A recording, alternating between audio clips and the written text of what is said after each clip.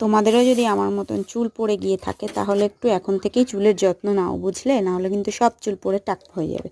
তাই জন্য আমি নিয়ে দিচ্ছি কড়াইতে একটুখানি মেথি আর কালো জিরে দিয়ে হালকা নাড়িয়ে নিয়ে তারপরে দিয়ে দিলাম দুটো প্যারাশুট উত্তম তেল। তারপরে ওর মধ্যে কমলা লেবুর খোসা, কারি পাতা, নিম পাতা, কেশটি পাতা সব দিয়ে দিলাম একে একে। দিয়ে তারপরে দুটো গ্রেট করে দিলাম বাদাম, আমন্ড বাদাম, তারপরে জবা ফুল দিয়ে পাতাগুলো যাতে পুড়ে না যায় লো ফ্লেমে গ্যাসটাকে দিয়ে হালকা হালকা করে এটাকে নাড়তে হবে। তারপরে দিয়ে দিলাম শুকিয়ে রাখা আমলকি আর আদা। এগুলো তো সবসময় পচে যায়, অনেক দিন থাকে না, সেই কারণে আমি শুকিয়ে রেখে দিয়েছি। তারপর ওটা ঠান্ডা হলে ছেঁকে নিয়ে তার মধ্যে আরও কিছু জিনিস মেশাতে হবে।